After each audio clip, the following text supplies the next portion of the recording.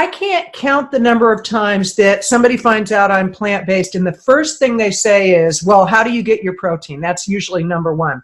The second thing is, oh, I could never. I could never give up meat. I could never give up fish. I could never give up dairy. I could never give up cheese, which is a part of dairy. And yet they're not feeling their best. And they're asking me, how do you have so much energy? How do you do what you do? How do you go out on long runs? And when I tell them it's because I'm plant-based, they go, oh, I could never do that.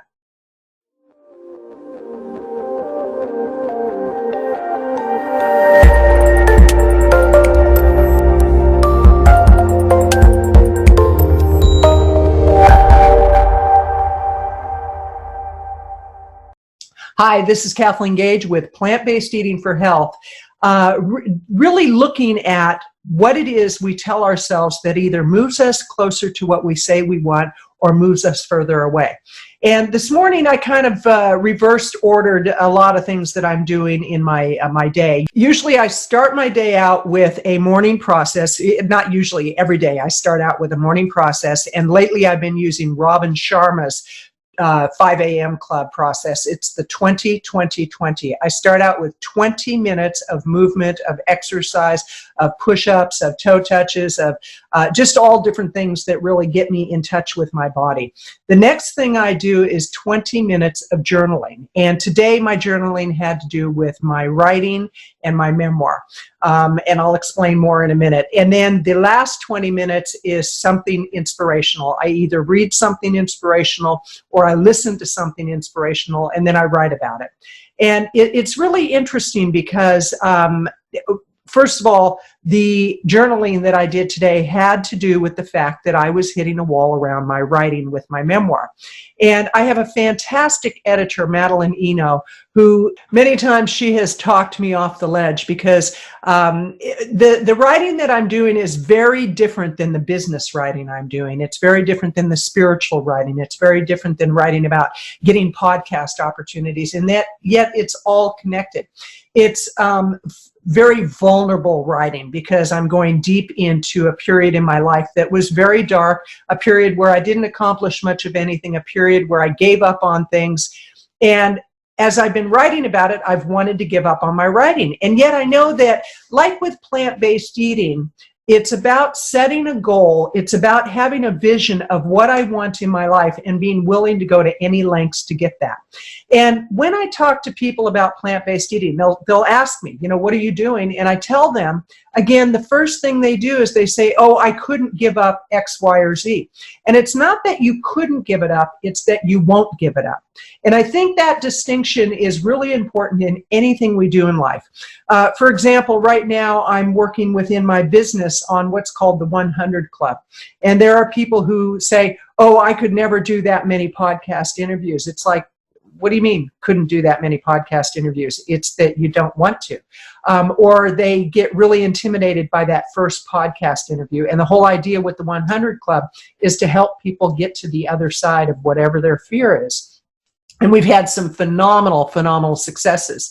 And you might be wondering, well, what does that have to do with plant-based eating? Well, it has everything to do with plant-based eating. It has to do with the goals and commitments that we make, the things we say that we want, and are we willing to go to any length to get it?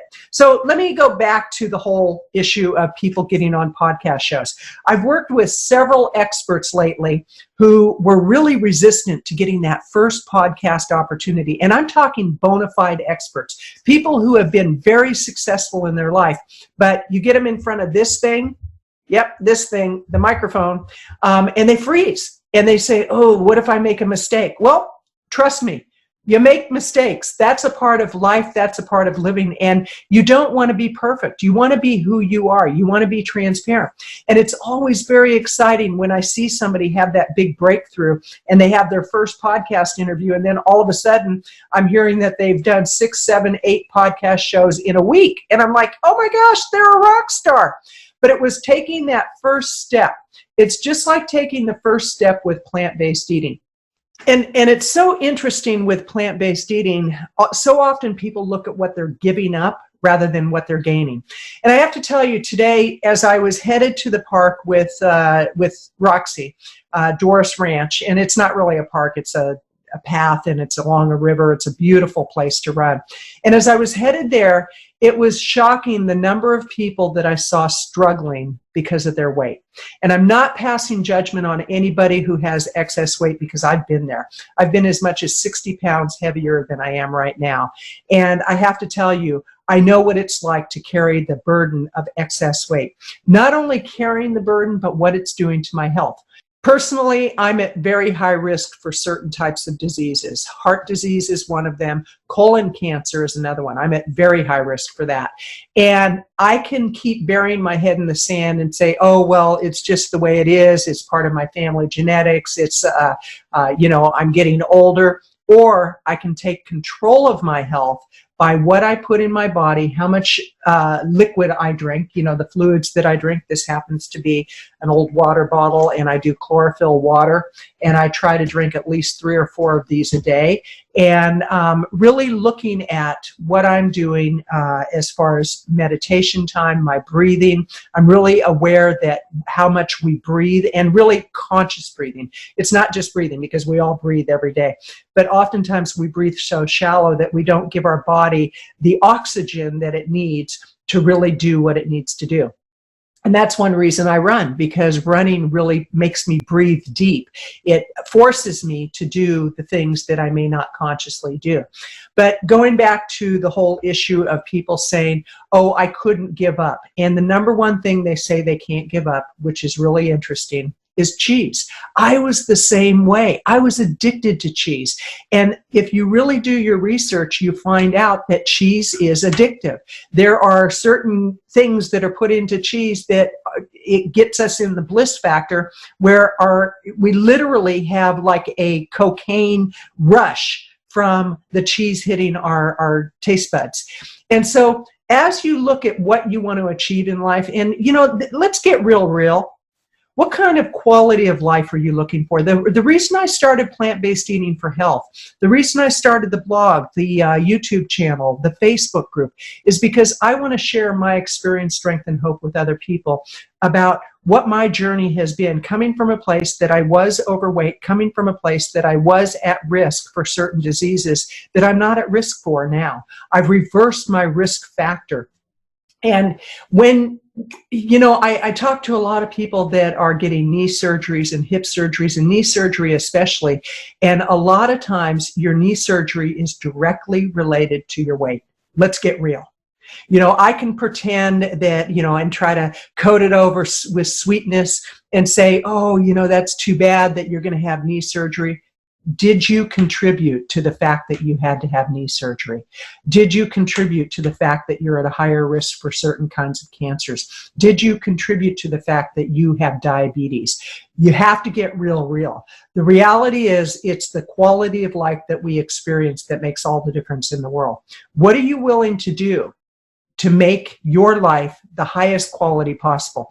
And, we can keep pretending that we don't have control over these things. If you look at our healthcare system, the greatest debt that we have in our country is healthcare. And it's directly related to what people are eating.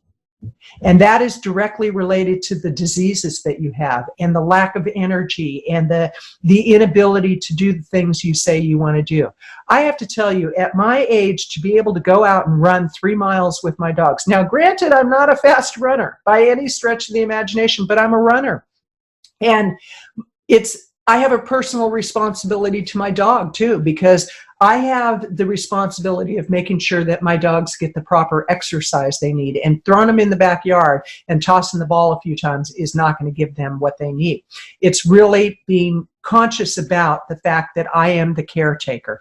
I am the person responsible. So as you look at your own life, as you look at your own health, are you doing what you need to do to be in top physical shape? In your business, are you doing what you need to do in order to build your business? And part of your responsibility in business is having the energy to do what you need to do. Or if you work for a company, do you have the energy to show up to work fully every single day? Now, this might sound like a lecture, and maybe it is. I don't know. But I really feel compelled to share with you the fact that you have more responsibility and more power than you give yourself credit for. And when you hit that wall, when you say, I can't, why don't you change that to, I won't? Because there are certain things that you repeat to yourself. I can't give up cheese. I can't give up meat. I can't give up different types of dairy. I can't give up this. I can't give up that, whatever it may be. Is it that you can't or you won't? I encourage you, visit my blog at plantbasedeatingforhealth.com, plantbasedeatingforhealth.com. Read some of the articles. If you're struggling to get on track, get my free ebook, Beginner's Guide to Plant-Based Eating, by going to plantbasedeatingforhealth.com/guide, plantbasedeatingforhealth.com/guide. And I'll put the link down below. I would invite you to go ahead and like this video. I would encourage you to subscribe to this channel, hit the bell notification, because that will let you know when I put up other videos. And I really would encourage you to subscribe, because that's going to help this go out into cyberspace. And part of my commitment is to educate people in whatever way I can. If this came across as a lecture, so be it, because I'm really compelled to share my experience, strength, and hope of what it takes to live a quality life. You know what it takes. There's plenty of information out there. It's not like we don't have the information. In the past, it was difficult to get information. Now, information is available everywhere. On Facebook, on Twitter, on LinkedIn, on YouTube, on Dancer, on Prancer. I feel like we're doing the reindeers. But quite seriously, I encourage you, go out, live fully, live a quality life, and look at what you're saying you can't give up, and tell yourself, I won't give that up for now. But if you want the quality of life that you say you want, then be willing to do what it takes to get that quality. You have to go the distance. You have to be willing to give 120%, as Eric Thomas says. And he's just like in your face with, if you want something, you've got to work for it. And that is the truth. And this whole thing with law of attraction, of visualizing what you want and affirming what you want, that's all very fine. You have to visualize what you want, but you also have to get out, put your running shoes on, lace them up, go out and do the run, whatever the run represents to you. This is Kathleen Gage with Plant-Based Eating for Health, encouraging you. Subscribe to this channel, hit the bell notification, and go out and live the healthiest life possible.